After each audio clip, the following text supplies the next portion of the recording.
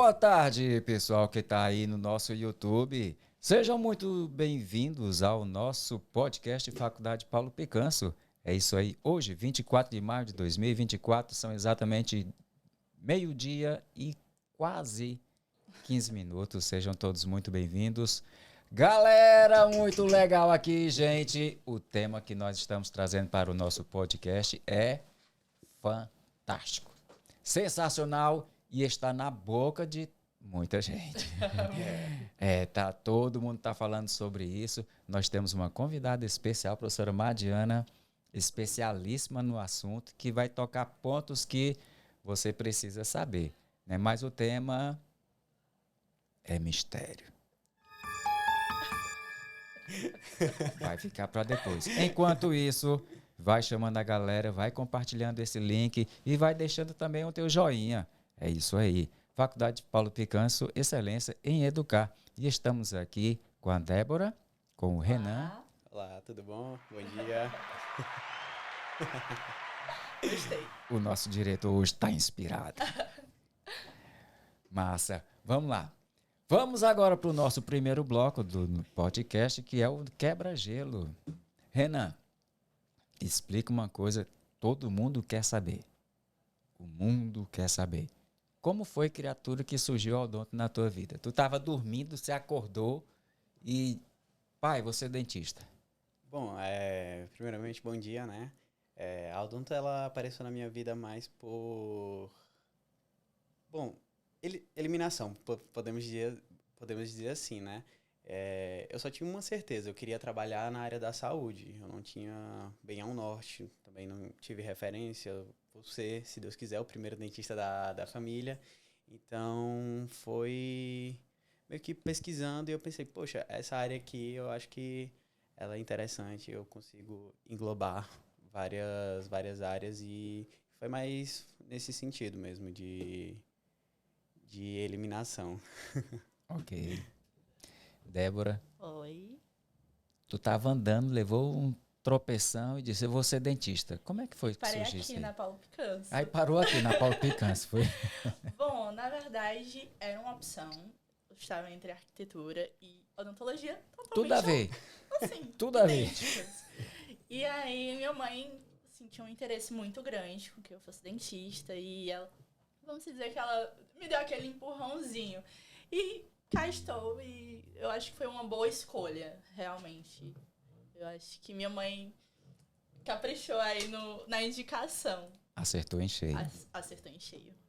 E estamos aqui com a professora Madiana Magalhães. Seja muito bem-vinda, professora. Obrigada, pessoal. Obrigada pelo convite, pela confiança, né, no meu nome. Obrigada. É o nome de peso. Com certeza. É o nome de peso. Especialismo, principalmente para esse tema que nós estamos trazendo aqui. Mas, professora Madiana, me conta uma coisa.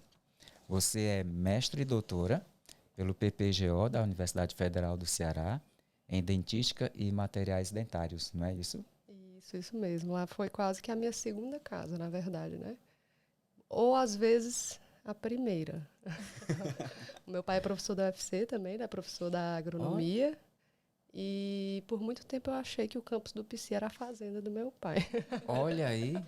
Até descobri que não, que a gente é classe média mesmo. A gente não tem nem casinha na praia. Olha. E aí eu fiz lá a minha graduação, fiz meu mestrado, meu doutorado. Eu esperei só um ano atendendo e também já dando aulas entre a graduação e o mestrado. O restante foi emendado, né? Como se diz. Porque se parar, a gente Sempre docência. pensa muito. A docência sempre foi um sonho, acho que também inspirado, né? Pela minha família. Meu pai é professor. E desde a graduação eu sempre fui monitora. A monitoria sempre esteve presente ali no meu meio acadêmico. Acho que eu tenho uma facilidade em passar o conteúdo e sempre amei estudar. Eu acho que quem quer ser professor, acho que o primeiro ponto é esse. É a gente gostar de estudar. Uhum. Na verdade, acho que o que eu mais gosto, na verdade, na vida, é de aprender. Então, acho que é por isso que ainda a docência me encanta tanto, né? Porque hoje, agora, por exemplo, eu estou fazendo especialização. Comecei uma especialização de prótese e implante, também aqui na instituição, com o professor Diego Martins, né? E aí, quando eu entrei na sala, tava lá o Renan também, né? E aí os alunos, vale, vai ser aula de materiais? Eu não. É dia de ser aluna também, né? Olha aí, fantástico. Teu pai é professor de agronomia. E como é que surgiu o odonto na tua vida? A história é... Eu fiquei até com os olhos arregalados, os meninos contando, porque a minha história se parece um pouco. Eu, eu ia fazer... Eu estudei no colégio militar, né? Da 5ª série até o 3º ano. E até comento muito assim com alguns amigos que, assim, os alunos que tiravam notas boas, eles tinham só 3 caminhos, que eram, né, medicina, direito ou ITA, ITA-IME, né? Eu nunca gostei muito lá do ITA-IME porque era muita física e aí a área que eu menos gostava era a física. Aí a medicina, eu sempre achei uma responsabilidade muito grande, porque eu sou uma pessoa que me cobro muito. Então eu pensei, poxa, se eu tiver a vida de alguém na minha mão, eu acho que eu nunca mais eu durmo. E aí eu, não, vou pro direito. A minha única opção é o direito, vou lá. Daí a minha irmã fez direito, passou. Aí quando eu vi ela estudando aqueles livros com as letrinhas bem pequenininhas, eu não entendia nada. Falei, gente do céu, será que eu vou ter que passar o resto da minha vida lendo esses livros que eu não tô achando legal? E aí eu fiz como o Renan, que eu fui por eliminação. Peguei a lista de cursos da UFC, aí fui lá. Sobrou, como a Débora, arquitetura, psicologia e odontologia. Aí eu fiquei, na minha época ainda tinha a específica, que hoje em dia não tem mais, né? E olha que eu não sou tão velha assim não, viu, gente? Tinha as específicas, né? Que depois do... Na época eram 2 fases. A geral, a segunda fase era específica. Que a gente fazia lá a objetiva, né? Eram 60 questões, ou 66, não lembro bem. E depois tinham as específicas, cada curso tinham 2 áreas, né? Mais as áreas afins.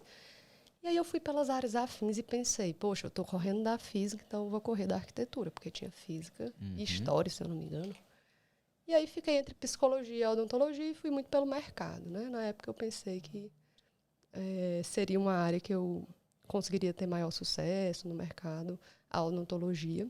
Pela psicologia, eu tinha algumas amigas psicólogas que reclamavam dos salários, etc. Hoje em dia eu penso que em qualquer uma dessas áreas eu acho que eu seria feliz, porque a gente se dedicando, né, se esforçando, acho que a gente consegue esse determinado sucesso, né? É verdade. É dedicação, né? Com toda certeza. Vamos à nossa segunda pergunta do nosso bloco Quebra-Gelo. Débora, imagine que eu estou te colocando na cápsula do tempo. Ok. Estamos voltando para o primeiro dia que tu cruzou as catracas aqui da Faculdade Paulo Picanso. Faria algo diferente? Olha, se for levar o pé da letra, sim, faria. Mas eu tô satisfeita com o resultado.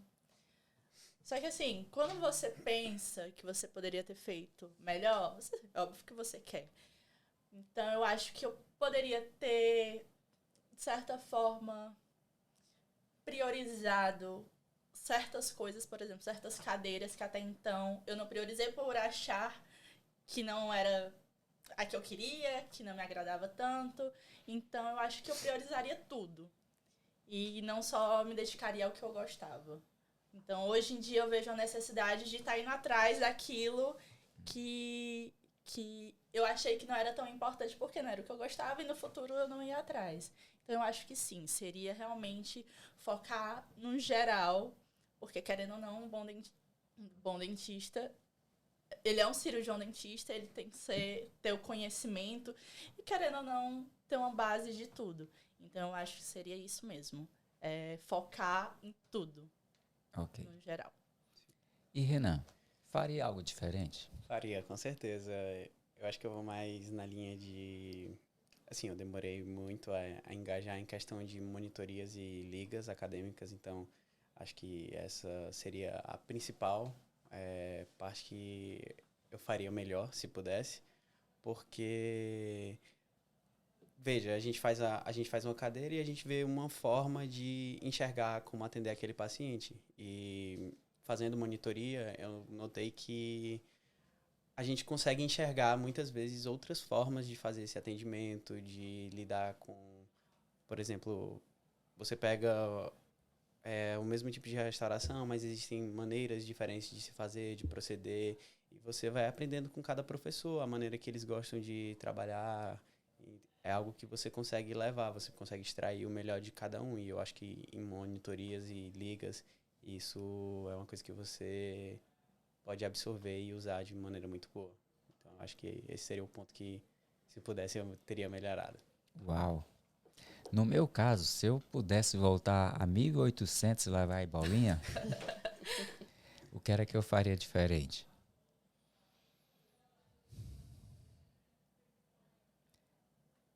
Eu me daria mais com a turma. Mas assim, não era que eu era chato e antipático. Não, de boa, normal. Nada fora do comum, não. Mas assim, eu participei de tudo que a UFC na época podia oferecer. Monitoria, iniciação científica, vários congressos, vários trabalhos apresentados. Eu não tenho do que me queixar do meu rendimento acadêmico. Foi top, não fiquei devendo nada a ninguém.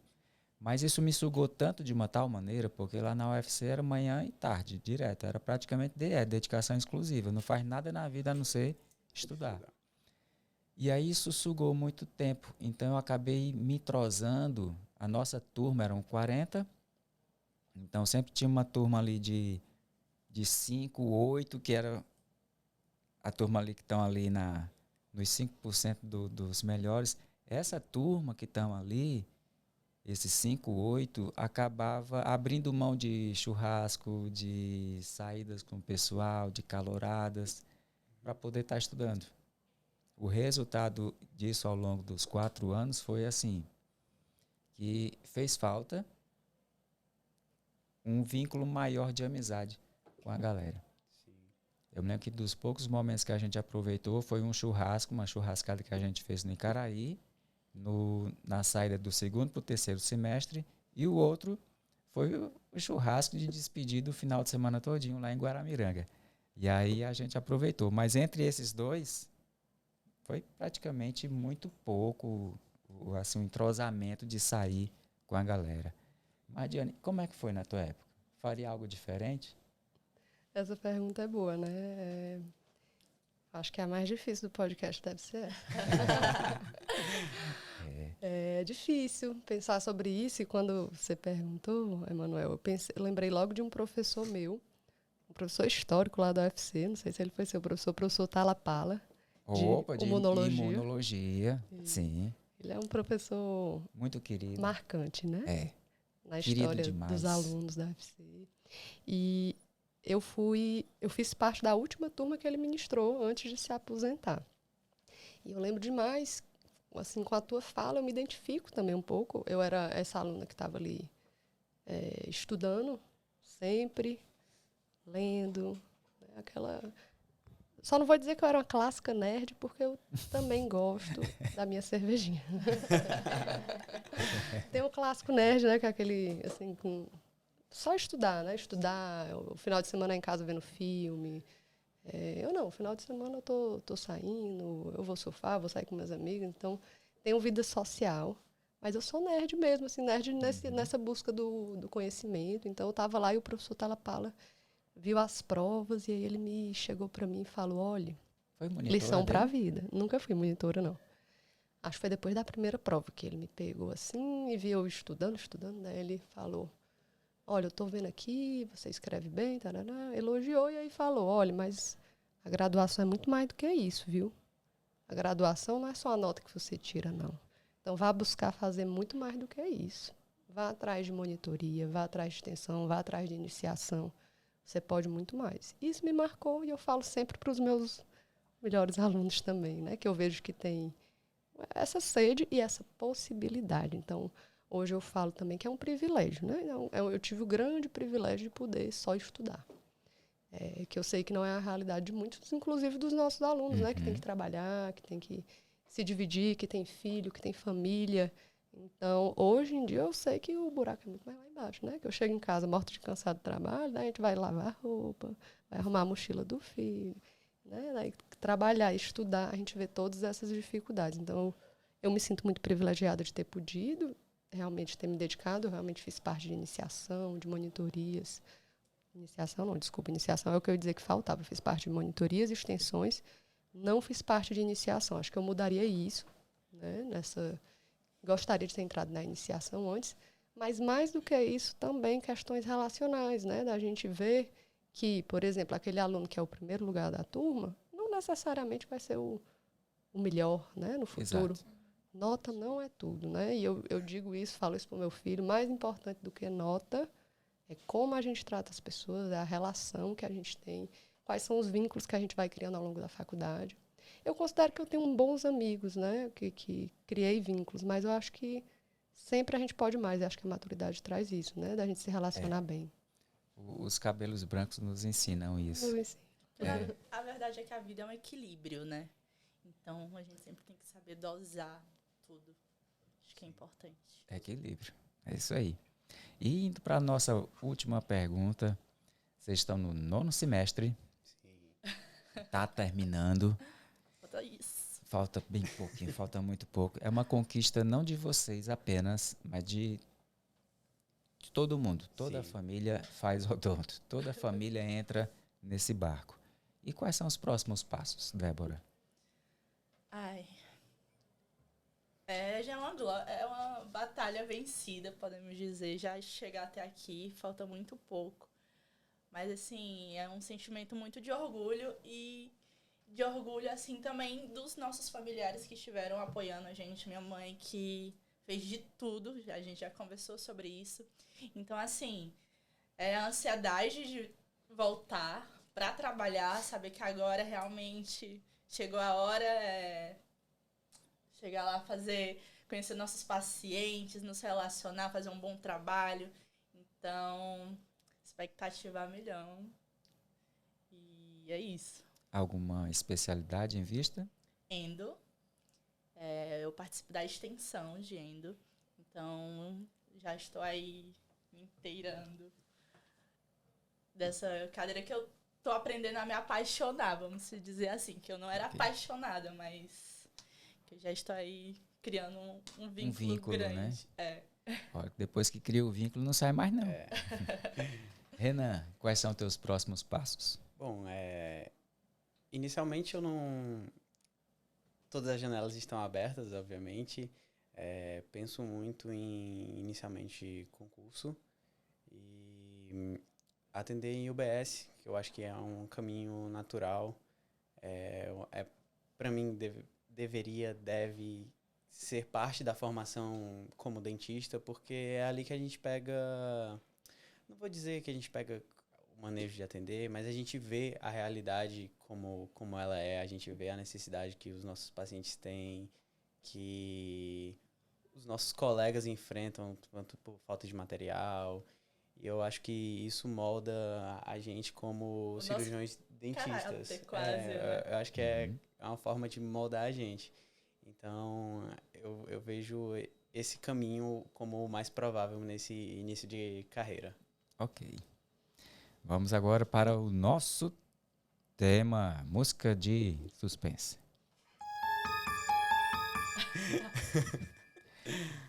O tema que nós trazemos hoje não sai da boca de muita gente. Está nos outdoors, muita gente comenta sobre esse respeito, mas hoje nós vamos revelar o segredo. O segredo vai ser revelado. Lentes de contato.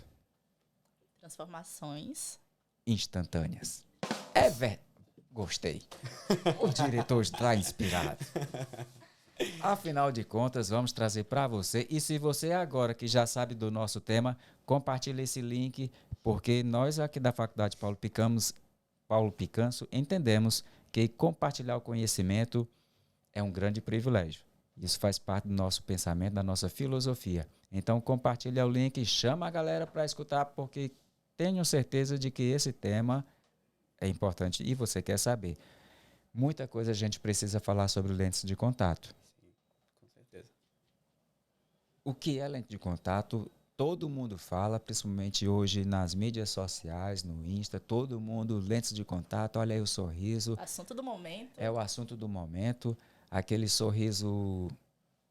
Colgate. Mais do que Colgate, Brilhante. Brilhante até demais, parece um chiclete, né? O Mentex, né? E assim, vamos ver, assim, desmistificar alguns pontos que são importantes sobre esse assunto importantíssimo. Sim. Lentes de contato. E para a gente começar, primeiro, queria já passar para a Madiana, eu queria saber dessa conceituação de lente de contato. O que engloba, o que elas são, se o termo está correto, se, por exemplo, os laminados cerâmicos entram dentro desse espectro, ou as facetas em resina. Eu queria mais essa conceituação. É uma ótima pergunta, né? Para a gente começar sabendo o que é o termo, né? Hoje em dia, a gente vive uma nova era da odontologia em que as redes sociais elas assumem um papel de destaque, né? Então, inclusive para divulgação do trabalho, captação de paciente, divulgação de conteúdo, de conhecimento. E, em cima disso, também se divulga muita coisa duvidosa, né? E uma delas é a gente pensar assim, lentes de contato de resina. Existe lente de contato de resina, né? Esse termo ele não é muito bem aceito no meio científico, né? Então, assim, quando a gente pensa, o que foram as lentes de contato? Lente de contato foi um momento em que a cerâmica ela adquiriu uma resistência tão boa a ponto de ela precisar ter uma espessura mínima, por exemplo, 0,2, 0,3 milímetros, isso é muito pouco, né? Então, a cerâmica de 0,3 milímetros, ela conseguiu ser colocada em boca e não fraturar. Por quê? Porque se incorporou mais carga, né, dentro daquela matriz vítrea. Então, essa carga ofereceu resistência suficiente para que essa cerâmica fosse colocada em boca numa espessura bem fininha. Tão fina que foi comparada com a lente de contato do olho. Ah, tá aí. Aí a comparação. Né? Agora sim a ficha caiu. Essa pra mim é nova. Por isso o pessoal fala lente de contato. É por isso. E aí, quando a gente entra na terminologia mais adequada, seriam os laminados cerâmicos. Né? Então, os laminados cerâmicos, quando vocês forem procurar, então, vou lá no PubMed, vou no Cielo, vou procurar um artigo, procura como laminado cerâmico, que geralmente a gente vai encontrar mais artigos sobre o tema.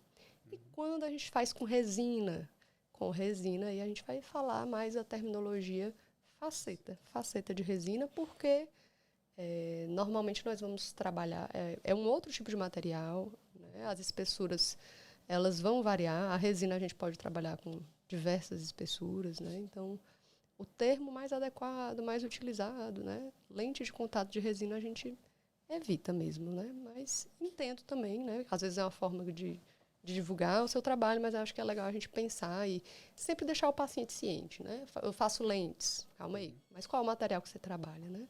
Resina é cerâmica. Sim.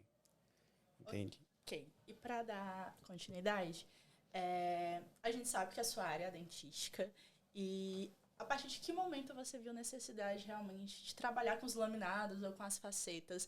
A partir de que momento você viu que o mercado estava precisando? É uma ótima pergunta também, porque eu me formei, em janeiro faz 10 anos que eu me formei. E quando eu me formei, foi em 2014, 2014.2, a formatura foi em 2015, 2014, 2015, era o boom dos laminados. Né? Se falava muito de cerâmica. Resina, você colocar a resina para restabelecer guia canina, bordo incisal, não vai quebrar. Resina quebra, né? Então, esse era o conhecimento da época, né? Podemos dizer. Hoje em dia, podemos falar de uma outra odontologia, né? Então, são as ondas que a odontologia sofre, que a gente pode chamar também de moda, ou podemos, né? Podemos. Hoje em dia, a gente fala muito mais de resina, né? Então, as resinas compostas, elas têm sido usadas para fazer reabilitações complexas da cavidade oral total, né? Então, tem coroas fresadas em resina composta, substituindo cerâmica. Então, tabletops, que são realizados dos dentes posteriores, restabelecimento de guias, tudo com resina composta. Então, a partir de que momento eu percebo a necessidade de fazer facetas, laminados? A partir do momento que eu fizer reabilitação. Se eu vou fazer uma reabilitação, digamos, não, professor, mas eu faço só prótese. Tá bom, você faz só prótese. Daí o paciente precisa trocar uma coroa fixa, né, sobre dente, num 11. E aí o 21 está escurecido. Tu vai deixar? Vai encaminhar? tem que fazer, né? Ou pode encaminhar e aí a gente sabe os riscos, né? Que Sim. estão aí. Muita gente tem vontade de fazer, realmente, vê necessidade, mas tem aquele medinho sobre o desgaste. Qual a necessidade desse desgaste? Se ele, em todos os casos, vai ser excessivo, se não precisa? Qual a necessidade realmente desse desgaste para fazer os laminados, o preparo dos laminados ou das facetas?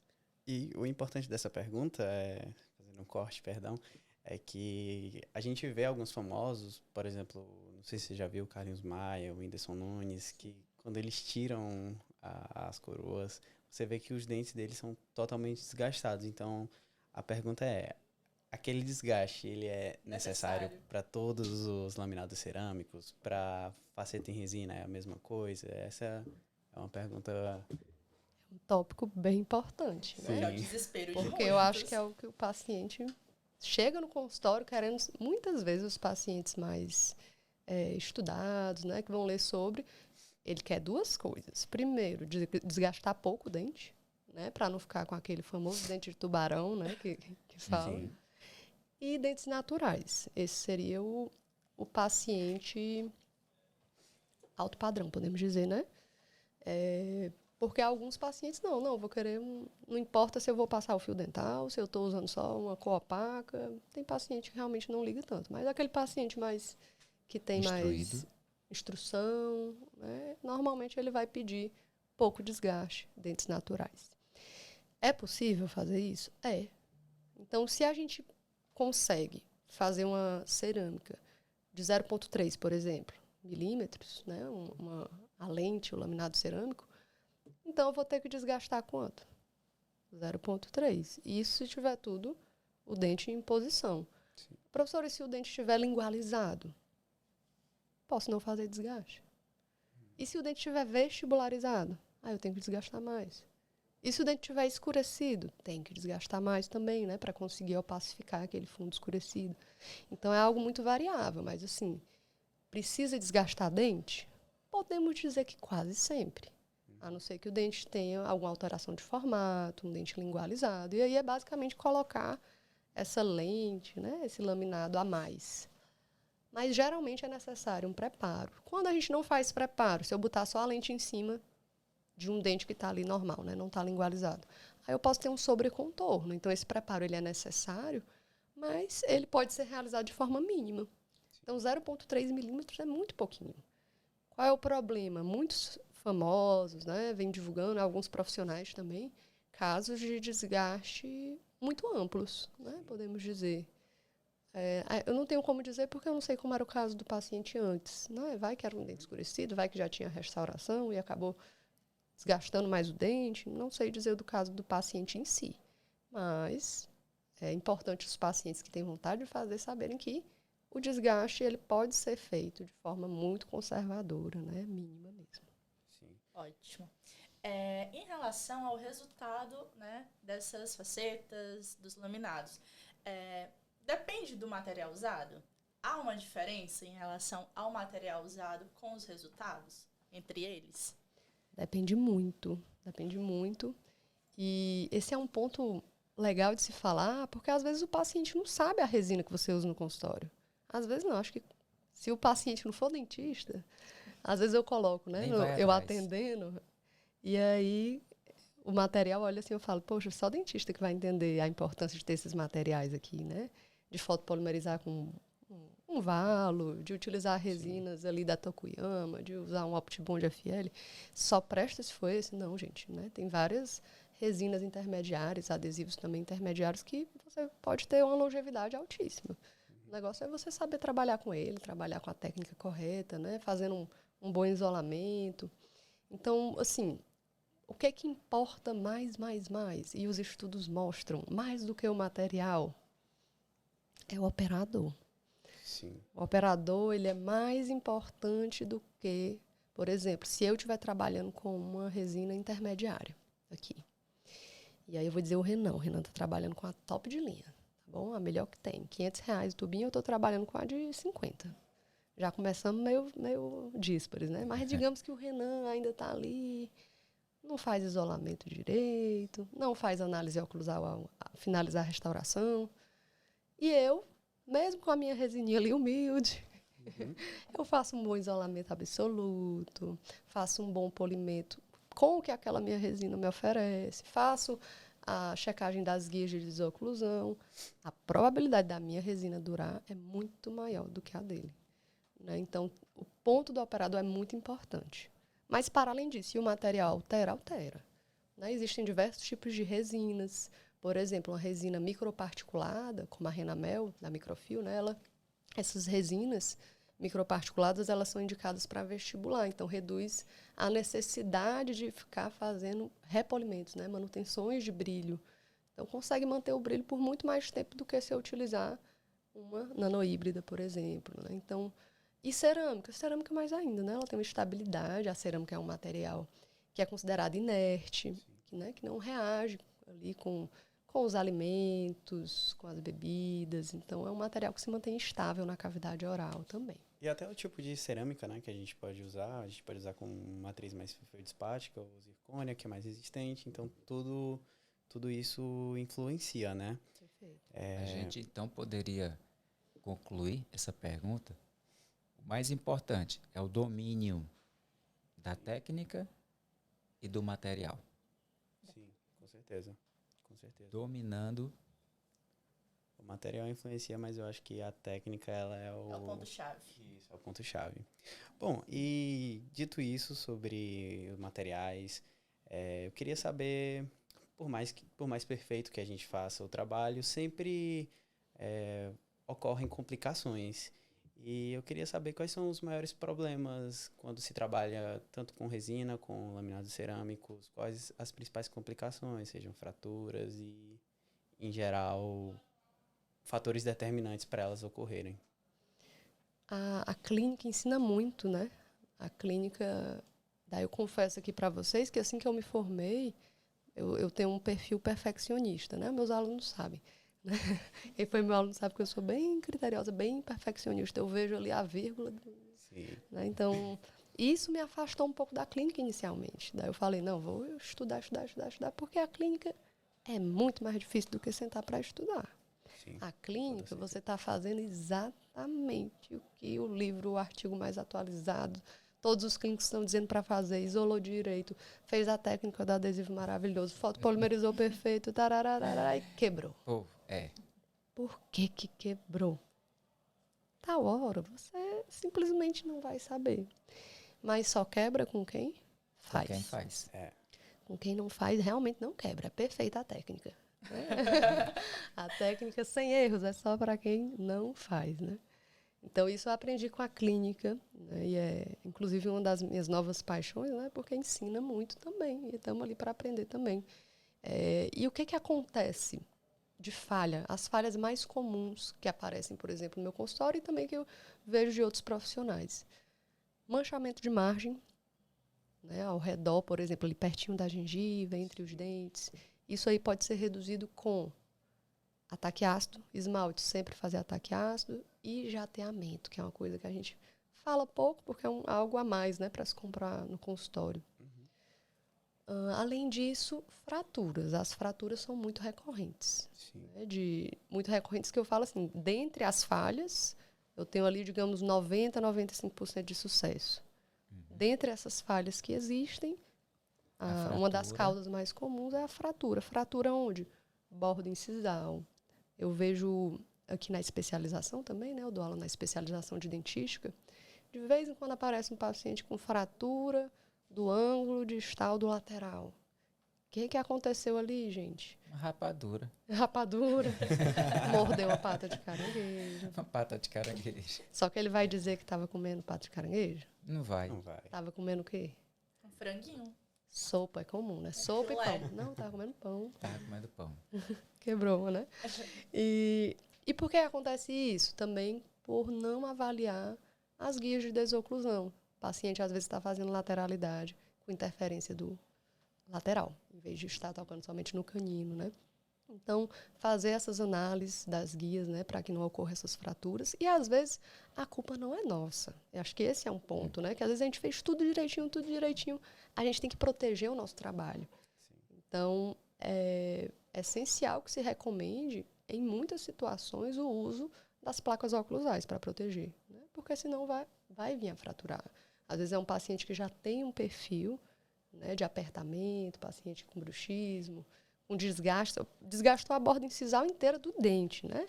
Do dentinho que nasceu. Daí a gente vai botar com resina e diz assim, tchau, até daqui a 5 anos. Vai voltar como? Quebrar. Vai desgastar também. Desgastou o dente natural, vai desgastar também a resina. Beleza. Acho que além disso, deixa eu ver, fraturas, manchamento marginal, cáries secundárias, às vezes quando as restaurações, um erro muito comum, gente, que é uma das coisas que eu fico mais triste na odontologia hoje em dia, sobrecontorno de faceta de resina composta. Estamos fazendo até um TCC, é uma temática que eu considero relevante, porque eu não estou aqui para julgar a escolha de cor, porque se você quer usar a cor branco opaco, como eu brinco com meus alunos, vaso sanitário, meu amor, gosto, Escolha do paciente. gosto a gente não discute, né? Ou use, tudo bem, é o seu gosto. Eu não gosto, né? Já deu para notar. Eu gosto mais natural. Ok, forma, quer um dente totalmente quadrado? Ok, não se discute. Mas agora, função, saúde periodontal se discute. Se discute a saúde do paciente. Chega muito paciente, vindo de diversas clínicas, populares ou não, que não consegue passar fio dental.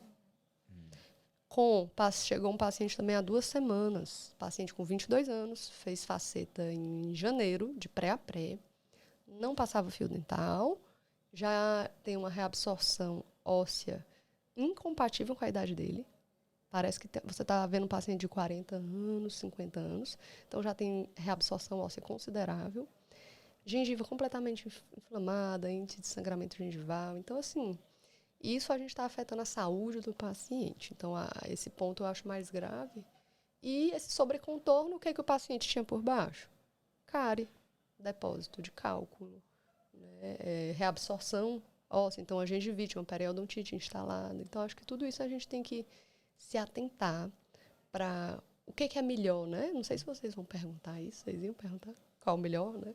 O que é melhor? É melhor fazer resina? É melhor fazer cerâmica? O melhor é o que você domina.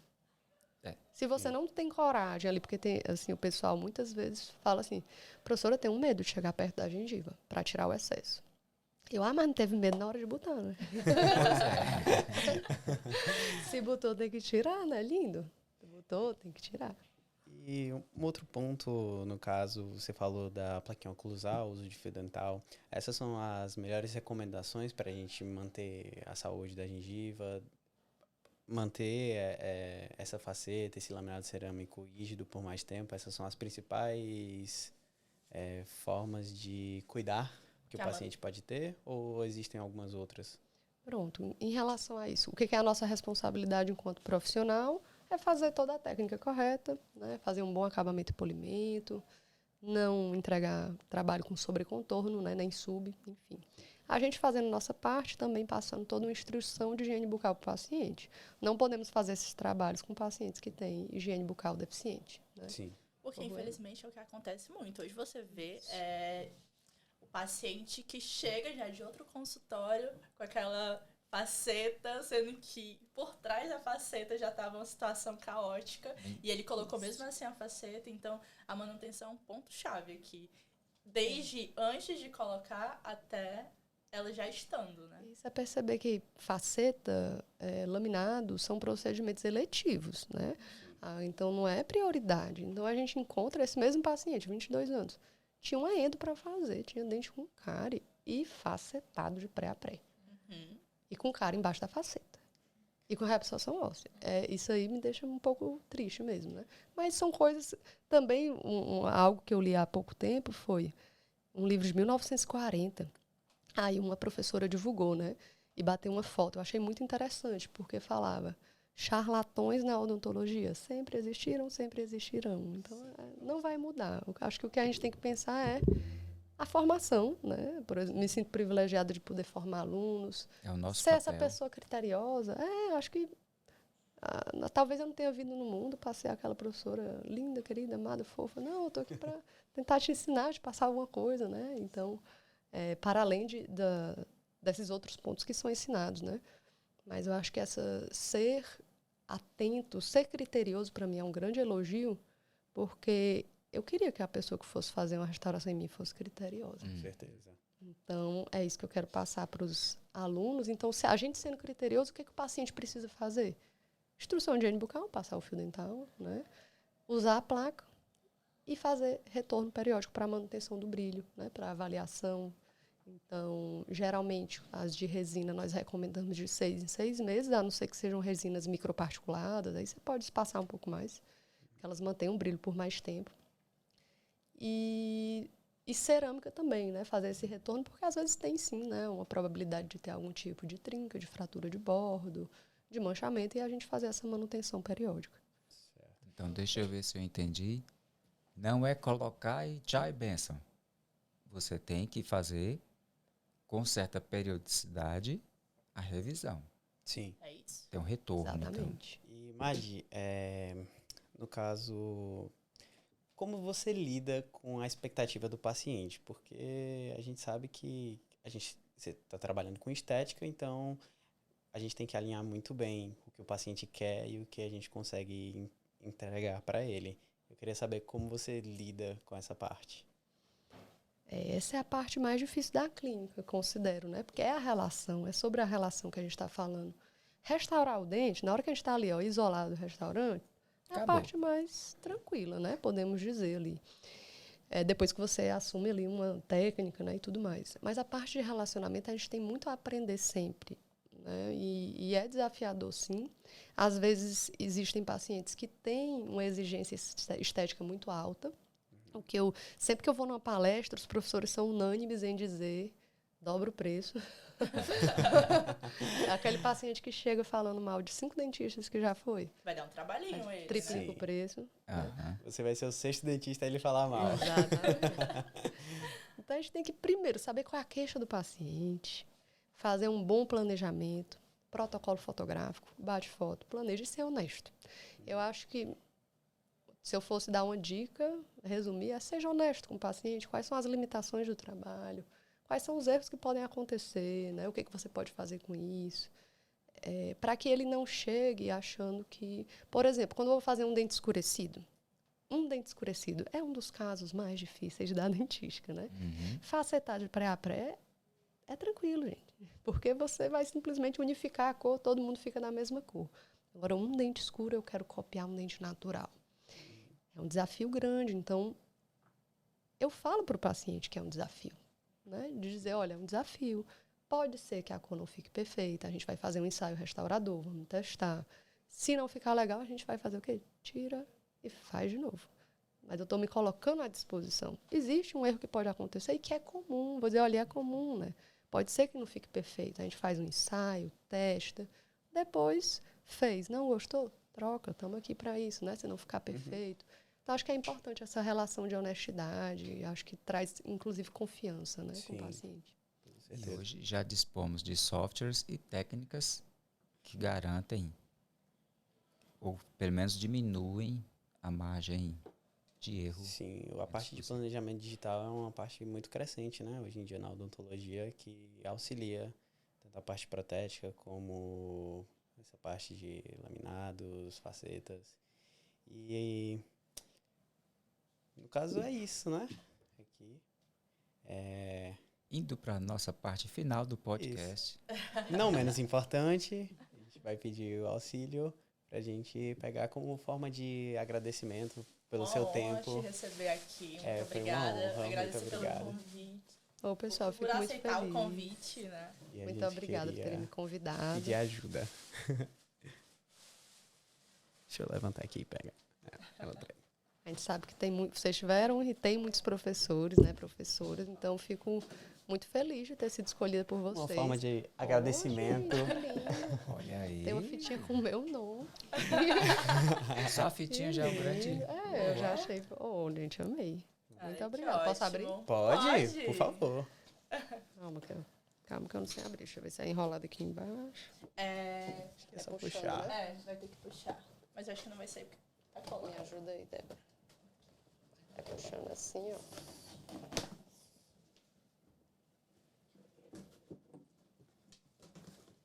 Era pra eu ter batido uma foto antes, né? Ó, pronto.